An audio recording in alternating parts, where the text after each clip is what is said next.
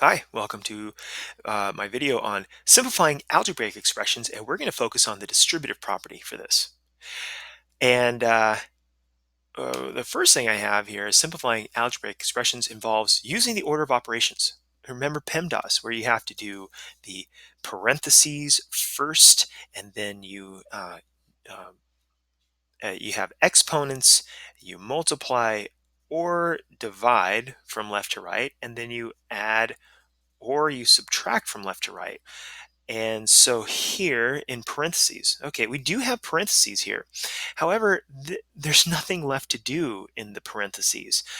Um, you can't call this 5x. You're just adding these together. You can't call this 6x because the 5 doesn't have an x on it. You can't have 5x's plus, it's not 5x plus x. So this is all done in here. Why do we have parentheses? Because this is called the quantity of x plus 5. The quantity of x plus 5. So it's 6 times everything in there. It's not just 6 times x, it's 6 times x and it's 6 times 5. So you have the parentheses here to say, okay, all that stuff is being multiplied by 6. So we have to use the distributive property here. And so, and many students will think, oh, I'll just do 3 minus 6. But if you do 3 minus 6 first, you're ignoring the order of operations and you're jumping right to subtraction here. We have to go through this. There are no exponents here. Exponents are those little baby numbers like 2 to the third. That's an exponent right there. There's none of that in this problem. And like I already explained the parentheses. So we're going to get into, we have to multiply. So multiply 6 times x and 6 times 5, also known as distributing the 6. So what we also have to do is we have to recognize that that 6 counts as a negative 6 because subtraction is always adding the opposite. So there's a little negative right there hiding, and we distribute a negative 6 to each of these. So what we have is negative 6 times x is negative 6x, and then plus negative 6 times 5 is negative 30. Okay, and we have 3. Okay, now we can combine our like terms. We have constants. We have uh, 3 plus negative 30. Okay, let's have that. 3 plus negative 30.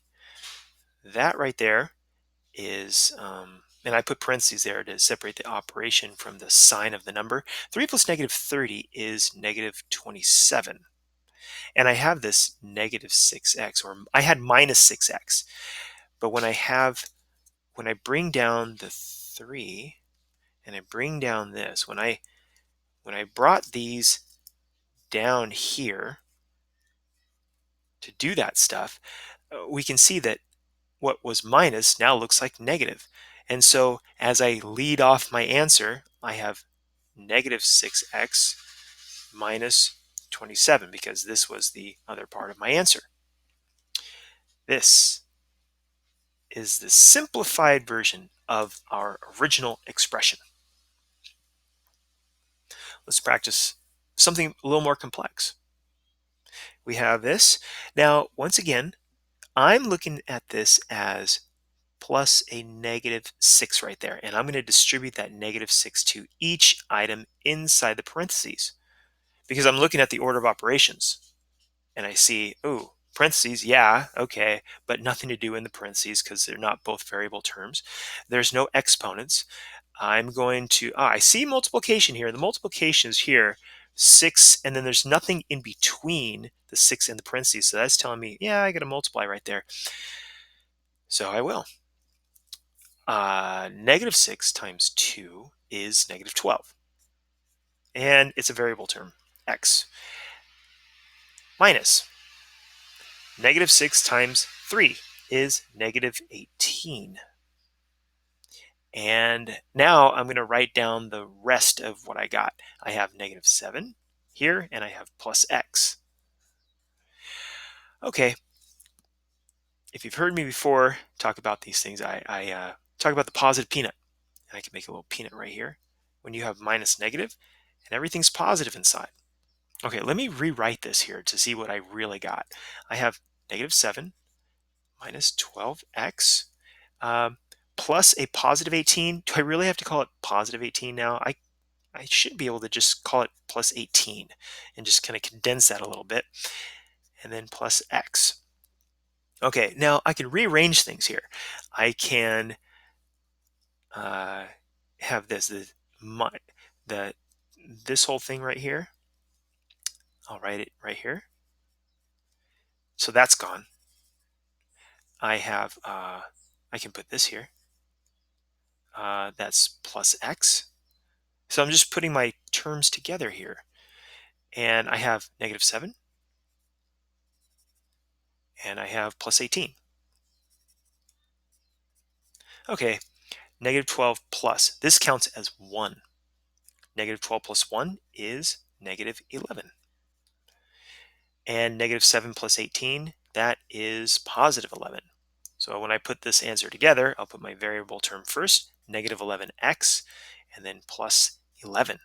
And that is the answer. Well, I should say that's the simplified version. So this is simpler than that. So that's why it's called simplifying the expression. Okay, we got a fraction here.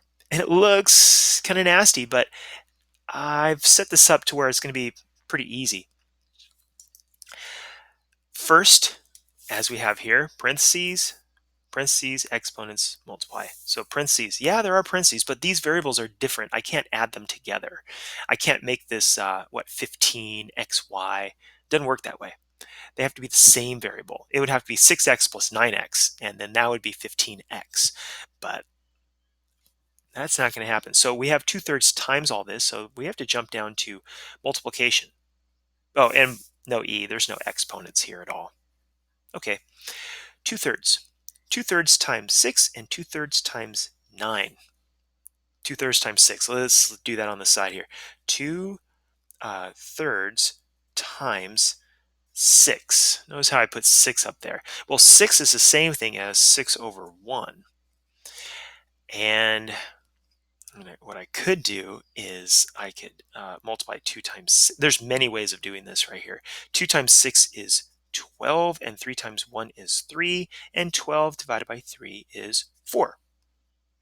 But usually when you're talking about 7th grade math, usually these come out to nice numbers, like nice, easy, like 4 or something like that. So let me show you how I do it usually. I'll look at this. Will 3 go into 6? Yeah, 3 will go into 6. 3 goes into 6 2 times. And then 2 times 2 is 4. Notice how I did that. 3 goes into 6 2 times, and 2 times 2 is 4. So when I multiply these two together, I have 4. Don't forget the variable. Now I'm going to do the same, and that's exactly what I got over here. Now this, 3 goes into 9. 3 goes into 9 3 times, and 3 times 2 is 6. So when I multiply 2/3 times 9, it's going to be 6. And plus 6y. And then I have now I've distributed the 2/3. I can drop the parentheses. I don't need that anymore. And I'll have the plus 7y right there. And ooh, look at that. I have these two together here. So 6 plus 7 is 13. Y for x plus 13y. That is my simplified answer. And that's what you got to know about algebraic expressions with the distributive property. Thanks for watching.